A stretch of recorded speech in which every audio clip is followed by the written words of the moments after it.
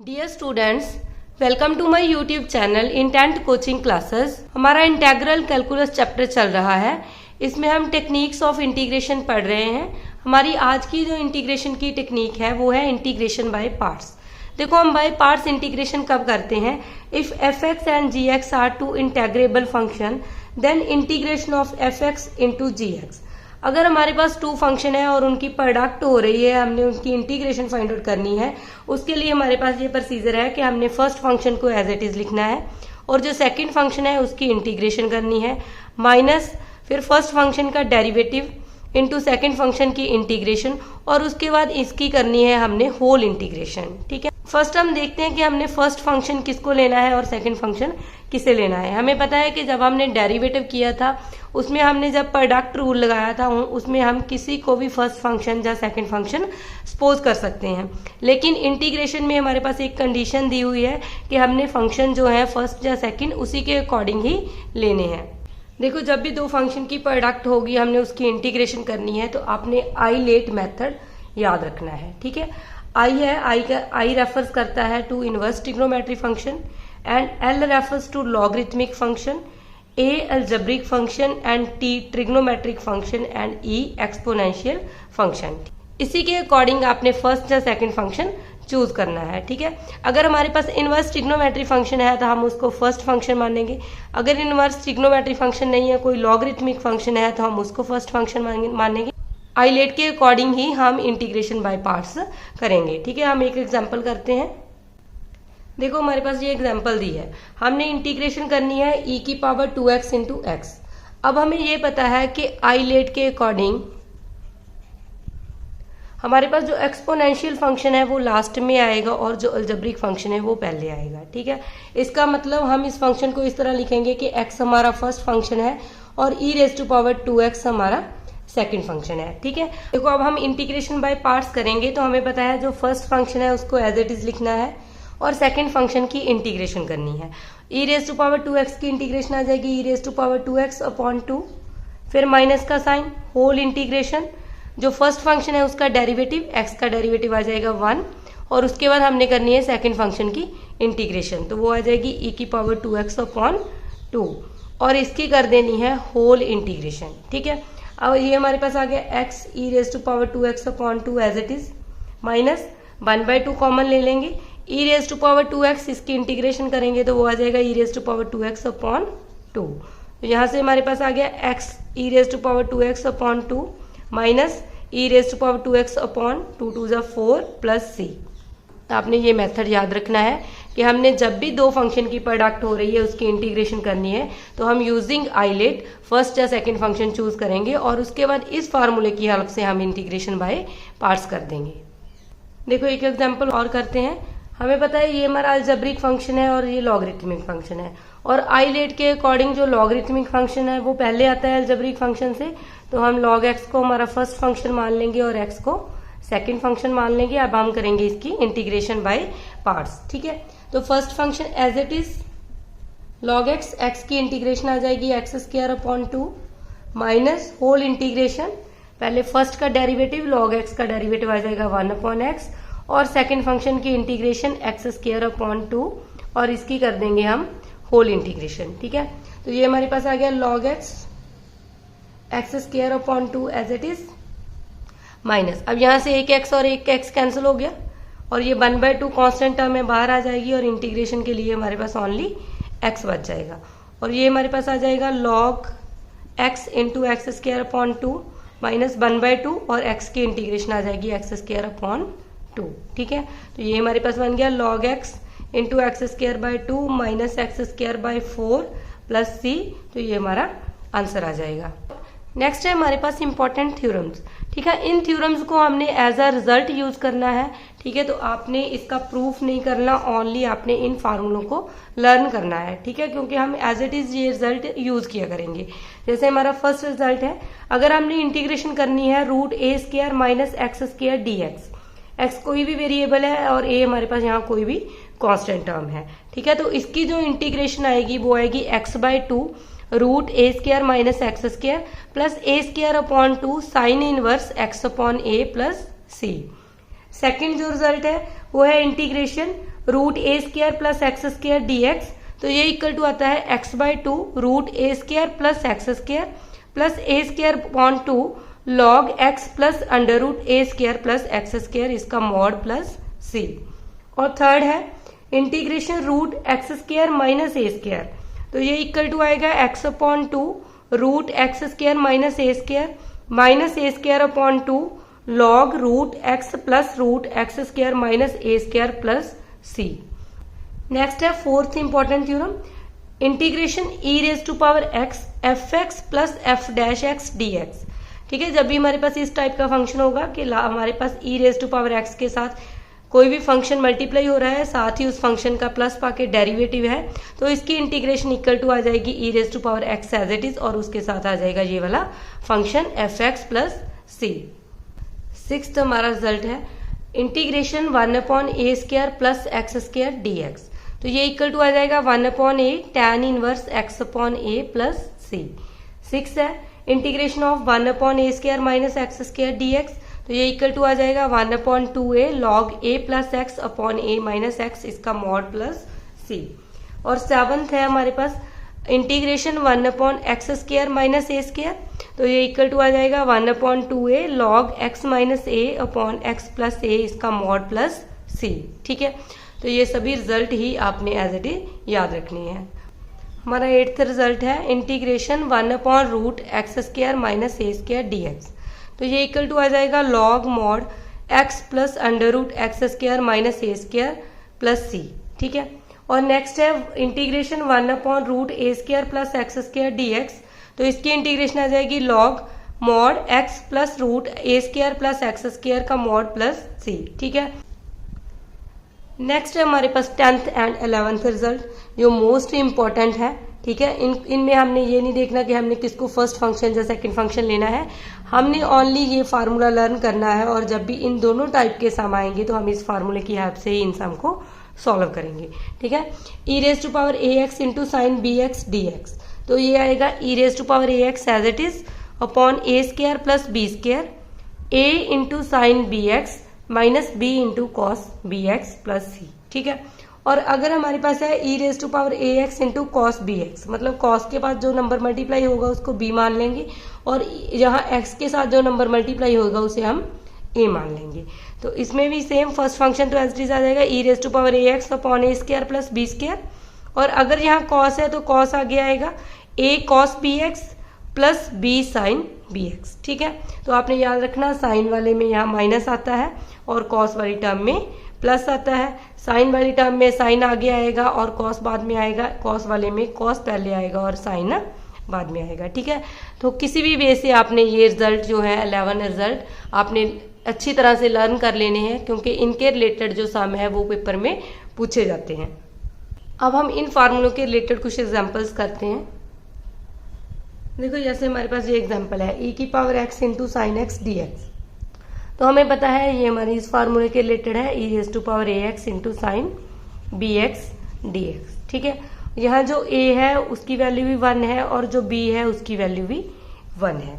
तो हमारे पास इसका फार्मूला होता था कि ये रिजल्ट इज इक्वल टू है e raise to power a x, a की जगह हमारे पास 1 है तो e raise to power x आ जाएगा, अपॉन में आएगा a square plus b square. तो a की वैल्यू है 1 आ गई और b की वैल्यू भी 1, a square plus b square into a as it is, a की वैल्यू है 1 a sine b x x की b की वैल्यू भी क्या है 1। ठीक है, और माइनस का साइन आता है जब साइन आता है, उसके बाद b की वैल्यू 1 है b कॉस बी एक्स। ठीक है, तो ये आ जाएगा। अब इसको सॉल्व करेंगे, आ जाएगा हमारे पास ई रेज टू पावर एक्स 1 का स्क्वायर 1, 1 का स्क्वायर 1, 1 प्लस 1 आ गया 2। तो ये आ गया sine x minus cos x plus c, ये हमारा आंसर आ गया। ठीक है, तो आपने एज इट इज इस फार्मूले की हेल्प से इस सम को सॉल्व कर लेना है।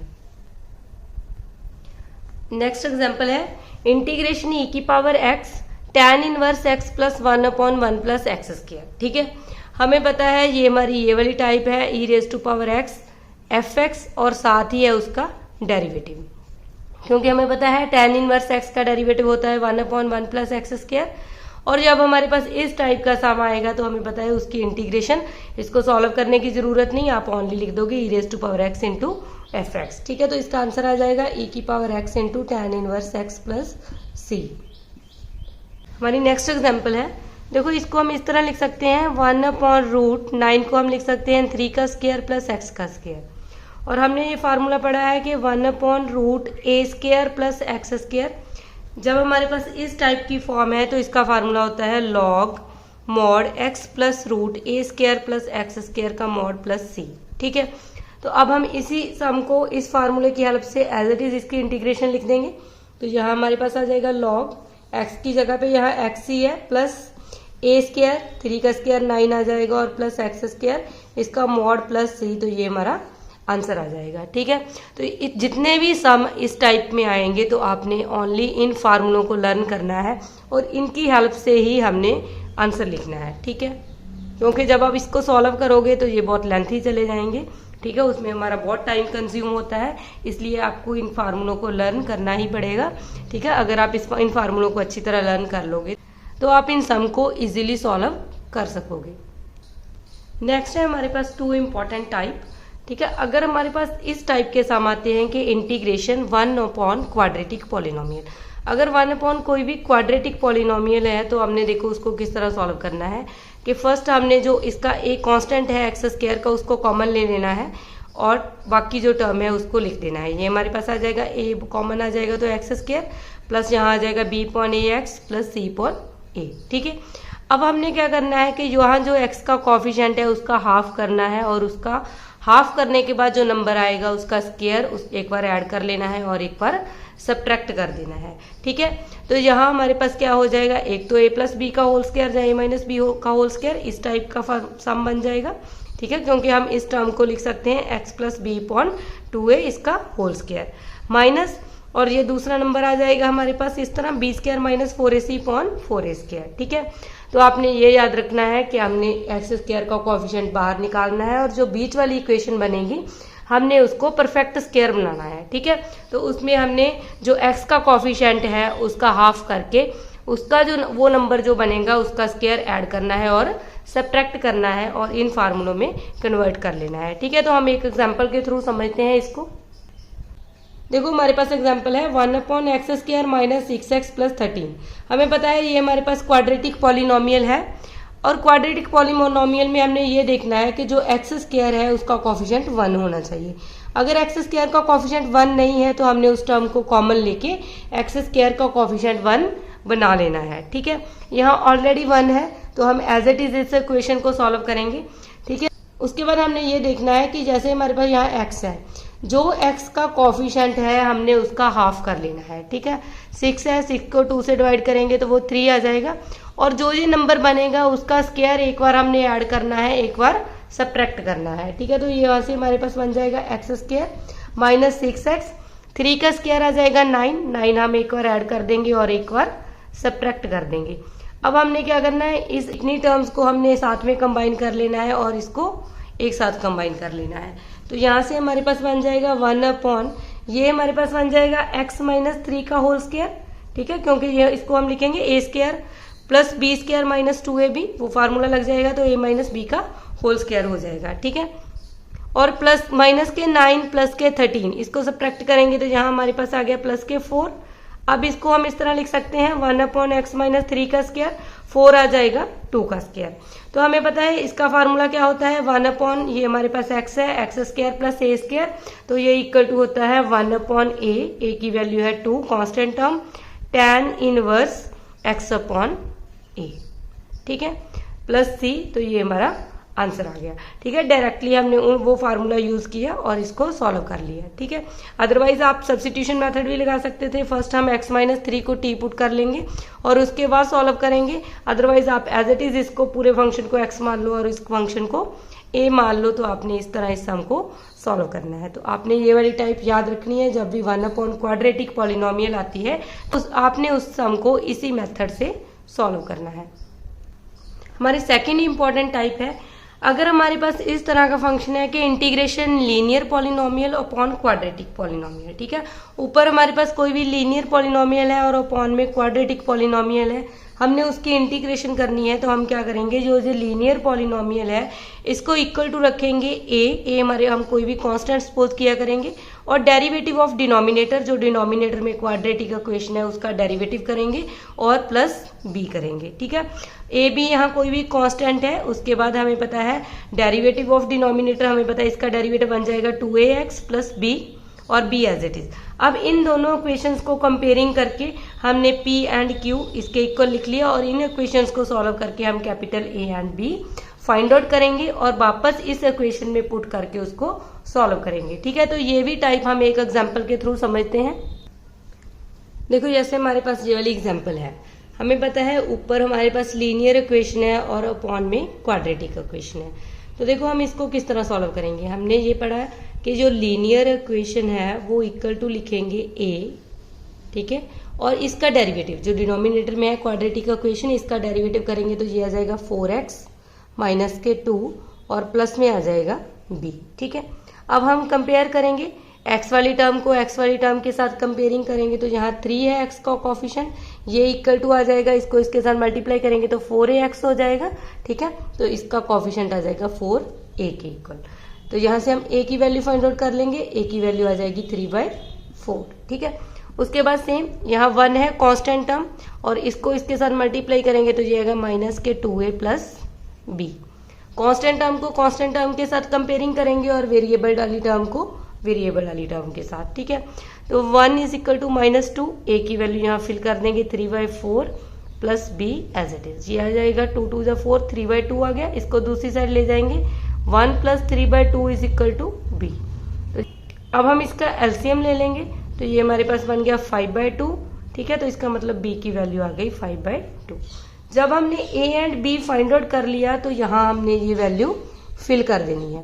ठीक है, तो इंटीग्रेशन में आ जाएगा, हमें पता है इस टर्म की जगह पे हम इसको फिल करेंगे। a की वैल्यू है 3/4, 4x minus 2 as it is, plus b की वैल्यू है 5/2, अपॉन में आ जाएगा 2x square minus 2x plus 3। ठीक है, अब इसको सेपरेट करके लिख सकते हैं। यहाँ से हमारे पास 3/4 कॉमन आ जाएगा और आ जाएगा 4x माइनस 2 अपॉन ये वाली टर्म प्लस 3, और प्लस 5/2 कॉमन आ जाएगा और यहाँ आ जाएगा 1/2x square minus 2x plus 3 dx। ठीक है, अब हम देखो फर्स्ट हम इसकी इंटीग्रेशन कर सकते हैं, उसके बाद इसकी इंटीग्रेशन।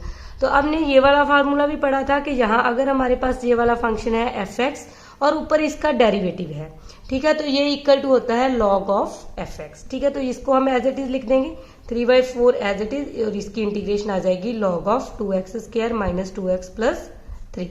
ठीक है, और ये वाला मेथड भी मैंने आपको बता दिया है कि जब हमारे पास 1 अपॉन क्वाड्रेटिक इक्वेशन है तो पहले हम यहाँ से 2 कॉमन ले लेंगे, क्योंकि हमें x स्क्वायर का कोफिशिएंट 1 चाहिए। उसके बाद जो टर्म बनेंगी उसमें से हम x जो है उसका हाफ करेंगे और उसका जो स्क्वायर है वो ऐड करेंगे और सब्ट्रैक्ट करेंगे। इस टाइप से हम अपना सम सॉल्व कर सकते हैं। ठीक, तो एक बार मैं आपको ये सॉल्व करके भी दिखा देती हूँ, क्योंकि ये हमारा फर्स्ट इंटेग्रल है, ये सेकंड है। फर्स्ट की इंटीग्रेशन हमने एज इट इज फार्मूला लगाया, क्योंकि यहाँ fx है, ऊपर उसका डेरिवेटिव है, तो उसका डायरेक्ट फार्मूला हमने ये पढ़ लिया है। ठीक है, अब हम सेकंड फंक्शन की इंटीग्रेशन करते हैं, और मैं नेक्स्ट पेज पर मूव कर रही हूँ। ठीक है, तो पहले हम इसको ही सॉल्व करते हैं। इसमें हमने क्या करना है कि यहाँ पहले हमने 2 को कॉमन ले लेना है, तो ये हमारे पास बन जाएगा x स्क्वायर माइनस, और यहाँ से हमने जब 2 कॉमन ले लिया तो यहाँ हमारे पास बन गया ओनली x और प्लस 3/2। ठीक है, क्योंकि इसके अपॉन भी 2 आ जाएगा, वो कैंसिल होके x बचेगा, और यहाँ आ गया 3/2। अब हमने क्या करना है कि जहाँ अब हमारे पास क्वाड्रेटिक इक्वेशन बन गई, क्योंकि यहाँ से हम 1/2 कॉमन ले लेंगे। ठीक है, ये क्वाड्रेटिक इक्वेशन है। तो अब हमने क्या करना है, जो x का कोफिशिएंट है हमने उसका हाफ करना है। x का कोफिशिएंट हमें पता है 1 है, उसका हाफ करेंगे तो ये 1/2 आ जाएगा। अब इसका स्क्वायर करना है, वो टर्म इसमें ऐड करनी है और सब्ट्रैक्ट करनी है। ठीक है, तो 1/2 कॉमन आ जाएगा, यहाँ से हमारे पास आ गया x स्क्वायर माइनस x, और इस यहाँ हमारे पास 1/4 हम ऐड करेंगे और एक बार 1/4 हम माइनस कर देंगे। ठीक है, अब हमें पता है इस टर्म को हम लिख सकते हैं, ये हमारे पास इतनी टर्म साथ में आ गई, और इन दोनों को साथ में कंबाइन कर लेंगे तो ये हमारे पास बन जाएगा x माइनस 1/2 का होल स्क्वायर। ठीक है, और प्लस 3/2 माइनस 1/4, इसको सॉल्व करेंगे तो यहाँ से हमारे पास आ जाएगा 5/4। ठीक है, तो अब हमने ये बनाना है कि अगर हमारे पास 1/x-1/2 इसका स्क्वायर है, प्लस इसको देखो हम लिख सकते हैं √5/2 का होल स्क्वायर। तो अब सेम फार्मूला बन गया 1/x² प्लस a²। तो हमें पता है इसकी जो वैल्यू होती है वो होती है 1/a, ठीक है। यहाँ a हमारे पास है ये वाली term 1/a tan inverse x/a, ठीक है। x की वैल्यू है ये वाली अपॉन a की वैल्यू है √5/2, ठीक है। और ये वाली टर्म हम एज इट इज अभी लिखेंगे। और तो देखो यहाँ से हमारे पास बन गया 1/2, ये 2 ऊपर चला गया 2/√5 tan इनवर्स, इसको लिख सकते हैं 2x - 1/2 कैंसिल हो जाएगा √5। अब ये 2 और 2 भी कैंसिल हो गया, ठीक है। तो अब हमने क्या करना है, ये हमारे पास सेकंड इंटेग्रल की वैल्यू आ गई। अब हमने फर्स्ट और सेकंड इंटेग्रल को ऐड कर लेना है, ठीक है। हमें ये भी पता है कि जो सेकंड इंटेग्रल है उसके आगे हमारे पास जो वैल्यू थी वो थी 5/2, ठीक है। उसको भी हम एज इट इज लिखेंगे। अब यहाँ हमारे पास 5/2 भी एज इट इज आ जाएगा। दोनों इंटेग्रल को ऐड कर लेंगे। हमें पता है फर्स्ट की वैल्यू हमारे पास आई थी 3/4 log 2x² - 2x + 3 प्लस, और इसको जब हम सॉल्व करेंगे तो यहाँ हमें पता है ये हमारे पास बन गया 5/√5, ठीक है। इसको हम √5 के ऊपर नीचे मल्टीप्लाई करेंगे तो यहाँ हमारे पास पहुंच जाएगा ओनली √5, ठीक है। तो इसको हम क्या लिख सकते हैं √5/2, ठीक है। तो ये वाली टर्म और ये तो कैंसिल हो जाएगा और यहाँ से हमारे पास आ जाएगा √5/2 और ये एज इट इज आ जाएगा tan इनवर्स 2x - 1/√5 और प्लस c हमारा आंसर आ जाएगा, ठीक है। तो आपने ओनली फार्मूले याद रखने हैं और ये टेक्निक्स याद रखनी है कि हमने किसी भी सम को किस मेथड से सॉल्व करना है। तो आज के लिए हम इतना ही करेंगे। अगर आपको मेरी वीडियो पसंद आई है तो लाइक करना और अपने फ्रेंड्स के साथ शेयर भी करना। अगर आप मेरे चैनल पे नए आए हो तो चैनल को सब्सक्राइब करना मत भूलना।